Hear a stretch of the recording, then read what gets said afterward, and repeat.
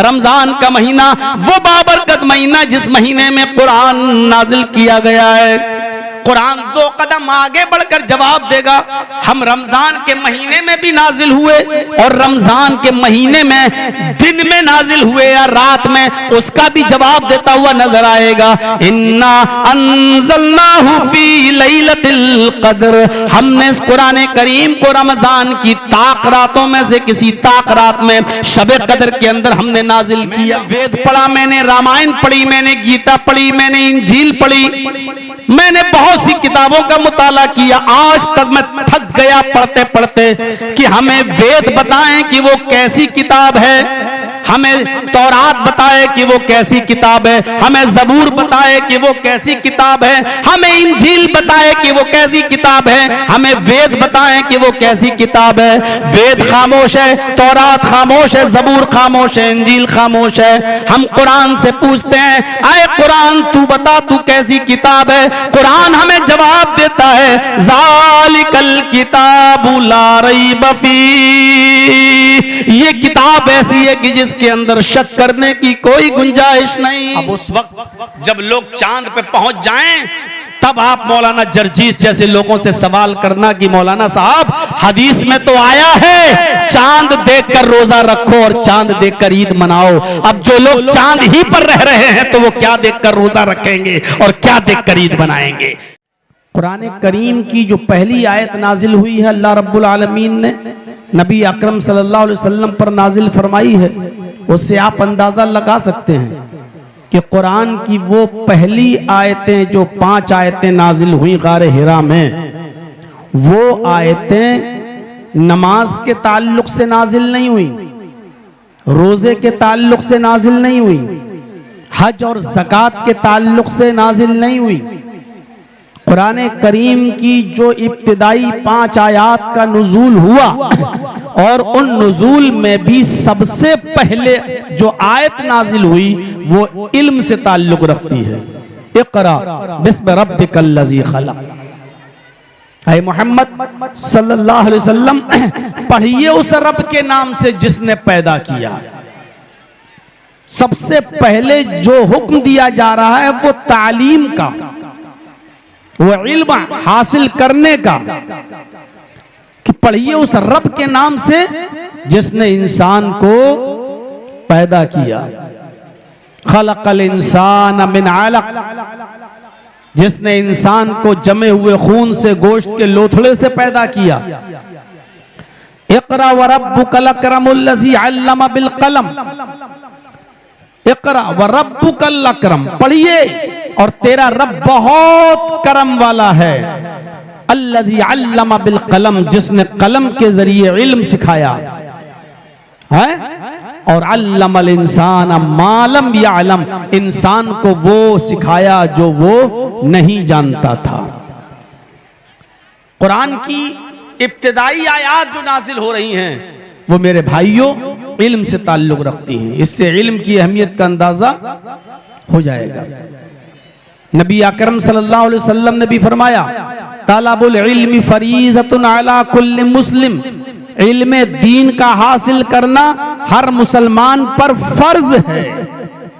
ये फर्ज किफाया नहीं, 2-4 लोगों ने पढ़ लिया और सबके जिम्मे से साकित हो गया, नहीं। हुसूल इल्म ऐसे ही फर्ज है हर मुसलमान पर, जिस तरह नमाज फर्ज है हर मुसलमान पर, जिस तरह रोजा फर्ज है हर मुसलमान पर, जिस तरह ज़कात फर्ज है हर साहिब इस्तिताअत पर, जिस तरह हज फर्ज है हर साहिब इस्तिताअत पर, उसी तरीके से इल्म का हासिल करना ये फर्ज है हर मुसलमान पर, ख्वाह वो लड़का हो या लड़की, मर्द हो या औरत, हुसूल इल्म फर्ज। हाँ, ये अलग बात है कि उलूम में अफजल और बेहतर इल्म है इल्म दीन, लेकिन ये मतलब नहीं है कि दूसरे उलूम को हासिल नहीं करना चाहिए। हम इंग्लिश, हम मैथ, हम साइंस, हम बायो, हम केमिस्ट्री, हम फिजिक्स, ये किताबें ना पढ़ें, ये मतलब नहीं है।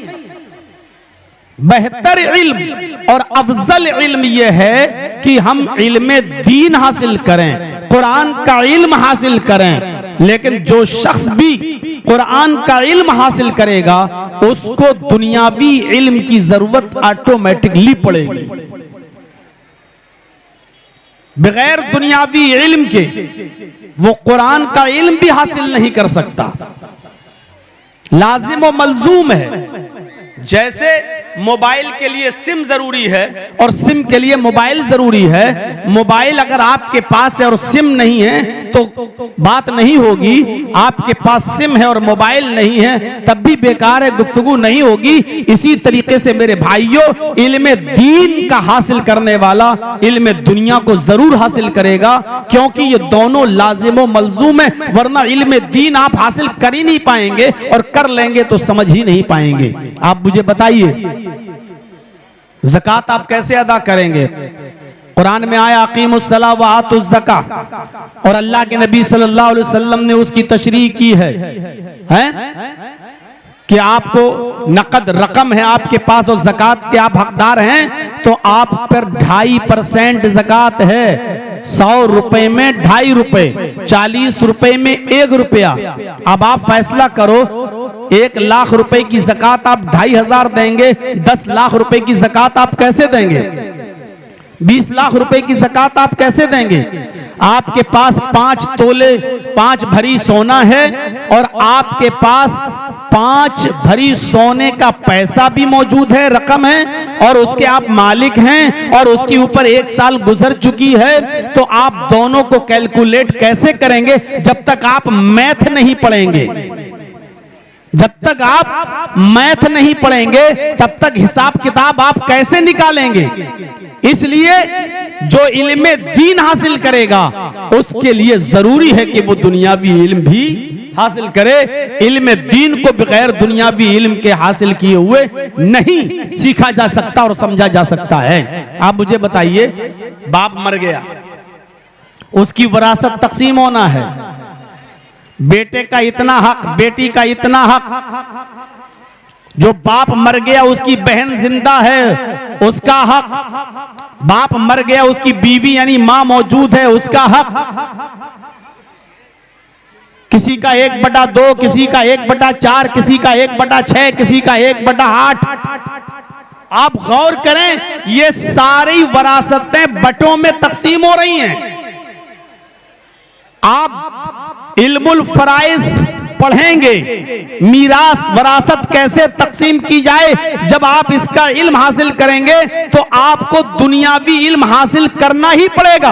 बगैर दुनियावी इल्म हासिल किए हुए आप वरासत कैसे तकसीम कर सकते हैं? बाप ने छोड़ा तो उसकी वरासत कैसे तकसीम होगी? 1/2 कितना हुआ, 1/4 कितना हुआ, उसको स्क्वायर फीट में तकसीम किया जाए तो कितना हुआ? तो जब तक आप इल्म दुनिया हासिल नहीं करेंगे तब तक आप इल्म दीन को भी आप सही तरीके से समझ नहीं पाएंगे।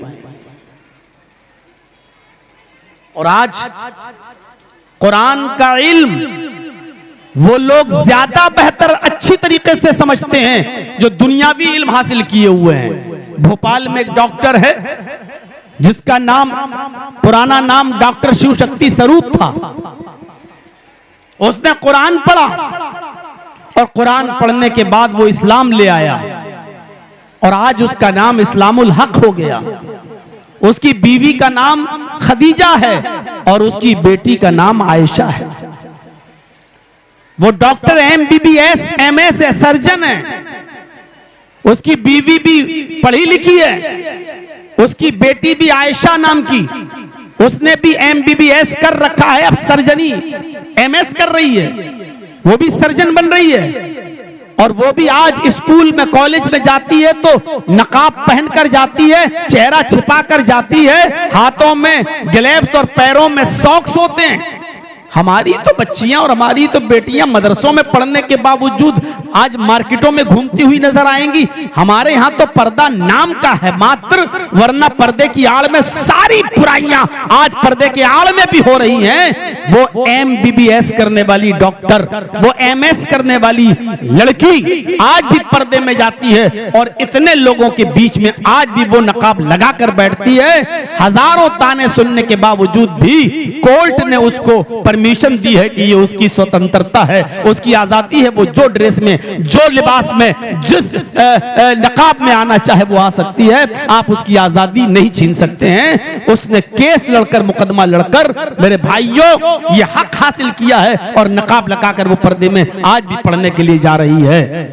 कुरान पढ़ा उस डॉक्टर ने, लक़द ख़लक़नल इंसान मिन सुलालतिन मिन तीन, हमने इंसान को मिट्टी के सत से पैदा किया, हमने इंसान को मिट्टी के खुलासे से पैदा किया। सुम्मा जअलनाहु नुत्फ़तन फ़ी क़रारिन मकीन, फिर हमने इस नुत्फ़े को एक मजबूत ठिकाने में पहुंचा दिया। डॉक्टर ये पढ़ता है और कहता है कि 1400 साल पहले मोहम्मद को ये बातें किसने बताई? एक मजबूत ठिकाने पे पहुंचा दिया।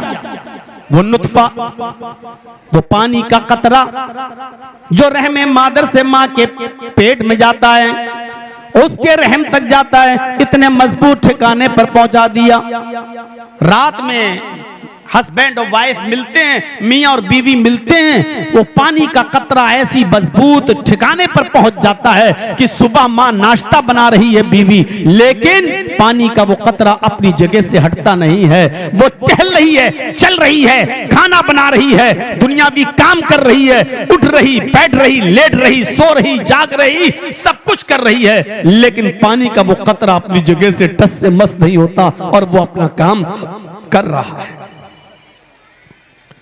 ثم خلقنا النطفة علقة فخلقنا العلقة مضغة فخلقنا المضغة عظاما فكسونا العظام لحما, फिर हमने उसी नुत्फे को, उसी कतरे को, ثم خلقنا النطفة علقة गोश्त का लोथड़ा बना दिया, जमा हुआ खून बना दिया। फिर हमने उसी नुत्फे को, उसी पानी के कतरे को जमा हुआ खून बना दिया। फिर उस जमे हुए खून को हमने गोश्त का लोथड़ा बना दिया। फिर उस गोश्त के लोथड़े को हमने हड्डी बना दिया। फकसौनल इज़ाम लहमा, फिर हमने उसी हड्डी पर गोश्त चढ़ा दिया। MS डॉक्टर, सर्जन, अल्ट्रासाउंड पर ये सारी चीजें देखने वाला वो देखकर दंग रह जाता है। 1400 साल पहले कुरान में ये आयतें नाजिल हुई। मोहम्मद रसूलुल्लाह को ये किसने बताया कि पहले ये पानी का कतरा जमा हुआ खून बनता है, फिर खून से गोश्त का लोथड़ा बनता है, फिर गोश्त के लोथड़े से हड्डी बनता है, फिर हड्डी के ऊपर भी गोश्त चढ़ाया जाता है। ये 1400 साल के बाद साइंस ने आज तरक्की की है, हमें ये आज पता चला है। 1400 साल पहले मोहम्मद पर नाजिल होने वाली ये किताब, इस कुरान का नाजिल करने वाला ये बतला रहा है। इसका मतलब ये है कि ये अल्लाह तबारक व तआला की तरफ से नाजिल की हुई किताब है। उसने कुरान को साइंस की रोशनी में समझा, इस्लाम ले आया। आज मेरे भाइयों, कुरान को वो लोग ज्यादा अच्छी तरीके से समझ रहे हैं जो साइंस पढ़ रहे हैं। आज कुरान को वो लोग ज्यादा अच्छी तरीके से समझ रहे हैं जो मैथ पढ़ रहे हैं। कुरान को वो ज्यादा अच्छी तरीके से समझ रहे हैं जो फिजिक्स और केमिस्ट्री पढ़ रहे हैं, क्योंकि कुरान में ये सारे उलूम मौजूद हैं, सारे उलूम मौजूद हैं। इसलिए इल्म दीन के साथ साथ आप इल्म दुनिया भी हासिल करें, वरना हाथ कट जाएंगे, कहीं के नहीं रह जाएंगे। इज़ा समाउन फतरत, जब आसमान फट जाएगा। आज साइंस भी कहती है कि एक दिन आसमान फटेगा। इज़ा शम्सु कुव्विरत, जब सूरज की गर्मी लपेट दी जाएगी। सूरज रोजाना अपनी रोशनी धीरे धीरे कम करता जा रहा है। इसको हम साइंस की रोशनी में समझें। इज़ा ज़ुल्ज़िलतिल अर्ज़ु ज़िल्ज़ाला, जब जमीन अपनी पूरी शिद्दत के साथ हिला डाली जाएगी। आज साइंस भी मानती है कि एक दिन वो लावा जो जमीन के अंदर फैल रहा है, जब पूरी दुनिया में फैल जाएगा और जब बाल्टी में पानी भर जाए और नल बंद न किया जाए तो पानी बाहर आने लगता है, ऐसे ही जब ये लावा पूरी दुनिया में जमीन के अंदर फैल जाएगा और लावा बढ़ता रहेगा तो एक दिन ये लावा जमीन को फाड़ कर बाहर निकलेगा, और जब ये लावा जमीन को फाड़ के बाहर निकलेगा तो जमीन में जलजला होगा, भूकंप आएगा, और वो भूकंप बहुत शदीद होगा, पूरी दुनिया में उसके झटके महसूस किए जाएंगे। उसी को कुरान ने कहा इज़ा ज़ुलज़िलतिल अर्ज़ु ज़िलज़ालहा, जब जमीन अपनी पूरी शिद्दत के साथ हिला डाली जाएगी, जब जमीन अपनी पूरी शिद्दत के साथ इस जमीन के अंदर भूकंप आ जाएगा, वो अखरजतिल अर्ज़ु अस्क़ालहा, और ये जमीन अपने अंदर के सारे खजानों को निकाल कर बाहर फेंक देगी। वक़ालल इंसानु मा लहा, जमीन की हालत देखकर इंसान कहेगा कि जमीन को क्या हो गया। बिअन्ना रब्बका वहालहा, और ये सब तेरे रब के हुक्म से हो रहा होगा।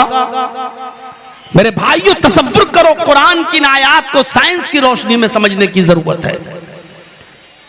जैसे वो डॉक्टर समझा, नहीं समझा जा सकता है कुरान को बगैर दुनियावी इल्म के, इसलिए कुरान को भी हाथ पढ़िए और दुनियावी इल्म भी हासिल कीजिए। दुनियावी इल्म भी, और दुनियावी इल्म को जब आप पढ़ेंगे, देखिए आज से 1400 साल पहले कहा गया था ना, अल्लाह के नबी ने कहा मुर्दे, इंसान मरने के बाद दोबारा जिंदा होगा, तो लोग मजाक उड़ाते थे, वाह हड्डियां सड़ जाएंगी, गल जाएंगी, इंसान दोबारा जिंदा होगा। स्वामी दयानंद सरस्वती ने तो सत्यार्थ प्रकाश में बाकायदा ऐतराज किया है। हम लोग समंदर में डाल दिए जाते हैं, बहा दिए जाते हैं, इंसानों की लाशें जानवरों की लाशों के साथ मिल जाती हैं। अल्लाह ताला हर एक लाश को कैसे अलग करेगा, इंसानों को कैसे अलग करेगा, जानवरों को कैसे अलग करेगा? ये एक डिफिकल्ट क्वेश्चन था, दिमाग को झंझोड़ता था, लेकिन आज रेडियो की इजाद बतला रही है। जरजीत साहब यहाँ बोल रहे हैं, मेरी भी आवाज, मुझसे पहले हुमायूं कबीर भी बोल रहे थे, उनकी भी आवाज। ये वो हुमायूं कबीर नहीं है जो बाबरी मस्जिद बनवा रहा है, उसकी तरफ दिमाग मत ले जाइएगा, वो तो शैतान है नंबर 1 का, वो पाखंडी है, वो तो एजेंट है, वो तो दलाल है। मेरे भाइयों जरा गौर कीजिएगा बात को, हमारी आवाज, ये जलसा मेरा हो रहा है, तकरीर मेरी हो रही है, ये चीख रही है, इनकी भी आवाजें जा रही हैं, मेले ठेलों की भी आवाजें जा रही हैं, आवाज, ट्रेनों की आवाज, ये जनरेटर चल रहा है इसकी भी आवाज, जानवरों की भी आवाज, भैंसों की, गायों की भी आवाज। गौर कर रहे हैं इस फिजा में कितनी आवाजें तैर रही हैं जो खल्त मल्त हो चुकी हैं, लेकिन रेडियो में लगा हुआ चुंबक, रेडियो में लगा हुआ मकनातीस जिसकी आवाज को खींचना चाहता है, वही आवाज रेडियो की चुंबक में आ जाती है, तमाम आवाजों से दामन बचाते हुए। और आप सुन लेते हैं, आज आकाशवाणी पटना से माननीय नीतीश कुमार जी बोल रहे थे, आज आकाशवाणी फला से मोदी जी बोल रहे थे।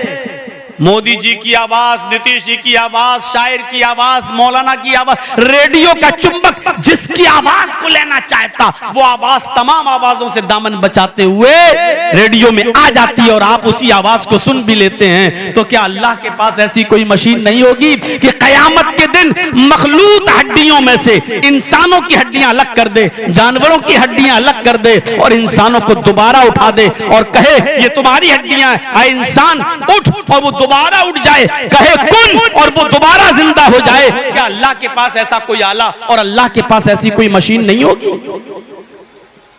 फमन यअमल मिस्काल ज़र्रतिन खैरन यरा, जर्रा बराबर नेकी करोगे तो उसको भी देख लोगे, जर्रा बराबर बुराई करोगे तो उसको भी देख लोगे। फअम्मा मन सक़ुलत मवाज़ीनुहु, नेकियां और बुराइयां तौली जाएंगी, जिसकी नेकियों का पल्ला भारी हो गया वो जन्नत के अंदर जाएगा, वो जन्नती है, और जिसकी बुराइयों का पल्ला भारी हो गया उसका ठिकाना जहन्नम है, वो जहन्नम में जाएगा। इसका मतलब नेकियां तौली जाएंगी और बुराइयां भी तौली जाएंगी। किस तराजू पर? कुरान की आयत को समझने के लिए साइंस का सहारा आपको लेना पड़ेगा, तराजू नेकियां दिखाई तो देती नहीं, बुराइयां दिखाई तो देती नहीं, फिर किस तराजू पे तौली जाएगी? साइंस का सहारा आपको लेना पड़ेगा। साइंस बताती है कि गर्मी का भी वजन आ रहा है, सर्दी का भी वजन हो रहा है। आप जितनी लाइट खर्च करते हैं उस लाइट का भी वजन आता है। आप जितना पंखा और एसी चलाते हैं महीने में उसकी रीडिंग, उसका बिल, उसका वजन आ जाता है कि आपने इतना करंट खर्च किया, आपने इतनी बिजली खर्च की है। आज सर्दी कितनी पड़ी उसका वजन रोजाना आपके मोबाइल पर आ जाता है। वेदर में जाइए, बताते था आज किशनगंज के अंदर सर्दी का वजन ये रहा है, गर्मी इतनी डिग्री सेल्सियस पड़ी। आज गर्मी का वजन आ जाता है, सर्दी का वजन आ जाता है, करंट बिजली का वजन आ जाता है। बुखार दिखाई नहीं देता, फीवर, लेकिन डॉक्टर जब थर्मामीटर लगाता है तो उसमें बुखार का वजन आ जाता है कि आपको 100 डिग्री बुखार है, 101 है, 102, 104 है, कितना है। जब ये ना देखी जाने वाली चीजों का वजन जब हो जाता है तो क्या अल्लाह रब्बुल आलमीन के पास ऐसा कोई आला नहीं, अल्लाह के पास ऐसी कोई मशीन नहीं जो नेकियां और बुराइयों को तौल कर इंसानों के सामने रख दे? इतनी नेकियां आपकी, इतनी बुराइयां की। कुरान की इस आयत को समझने के लिए साइंस का सहारा, इसलिए कुरान सारे उलूम का सरदार है और सारे उलूम कुरान में है। ये अलग बात है कि हम वहां तक पहुंच ना पाए। कुरान में बायो भी है, कुरान में केमिस्ट्री भी है, कुरान में फिजिक्स भी है, कुरान में मैथ भी है। ये अलग बात है कि हम वहां तक हमारी अकल पहुंच नहीं पाती है, ये अलग बात है।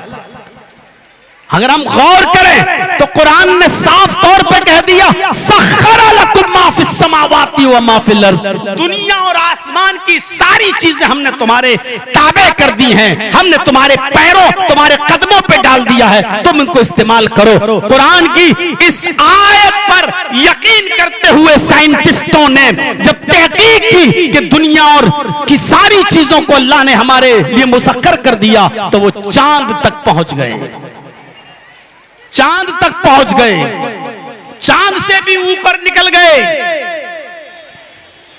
सूरज तक पहुंचने का सपना देख रहे हैं। बास कंट्रीज ने तो अपना झंडा चांद पर गाड़ दिया। एक दो कंट्री तो ऐसी हैं जो चांद पर अपनी जमीन भी बेचना शुरू कर दी है फ्यूचर में।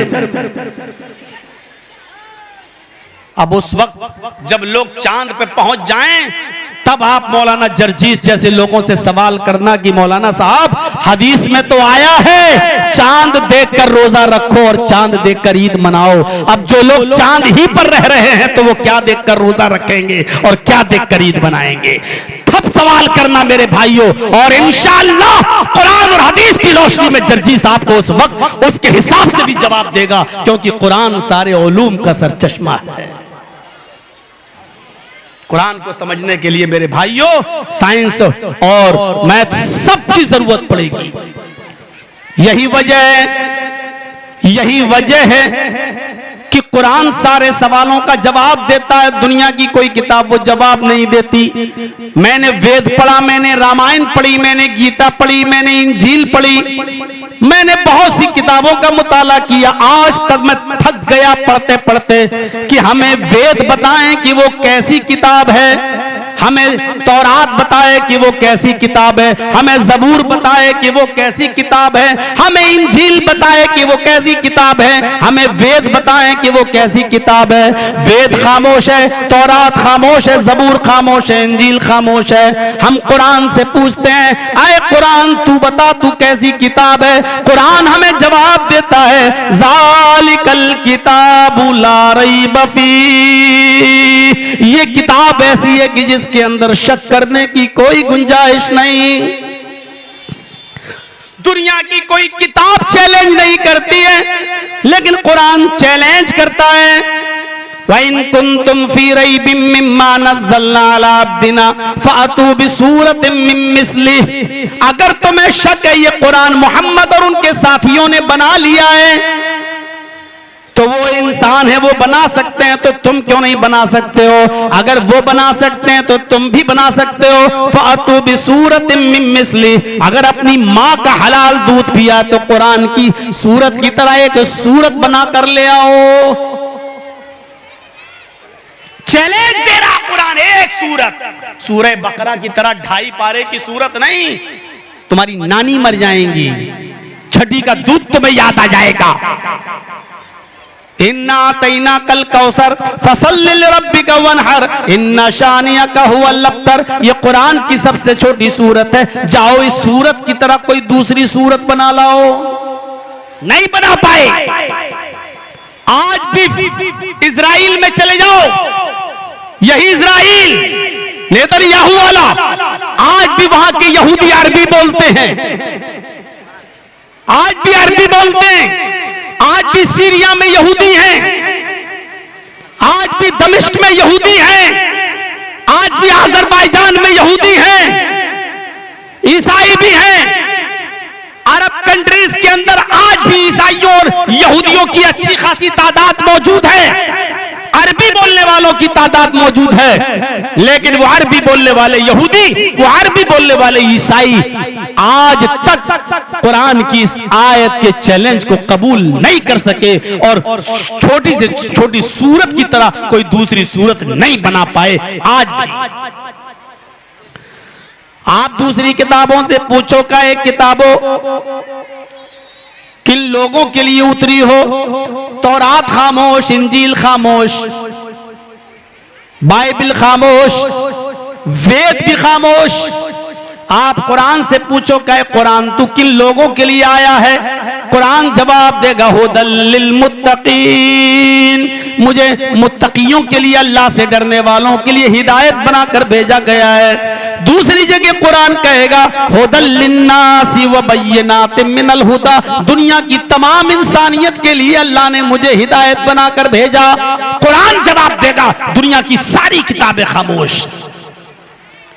दुनिया की और सारी किताबों से पूछो क्या एक किताबों, अय तौरात बता तू किस महीने में आई, अय जबूर बता तू किस महीने में नाजिल हुई, अय इंजील तू बता कि तू किस महीने में उतरी, अय वेद, अय ऋग्वेद, यजुर्वेद, अथर्ववेद, सामवेद, तुम बताओ किस महीने में उतरे हो, किस महीने में तुम्हें लाया गया है। सारी किताबें खामोश, तौरात जवाब न देगी, वेद जवाब न देगा, इंजील खामोश नजर आएगी। कुरान से पूछो आए कुरान तुझे किस महीने में नाजिल किया गया, कुरान जवाब देता हुआ नजर आएगा। शहरु रमजान अल्लज़ी उन्ज़िला फ़ीहिल कुरान, रमजान का महीना वो बाबरकत महीना है जिस महीने के अंदर कुरान नाजिल, जिस महीने में कुरान उतरा।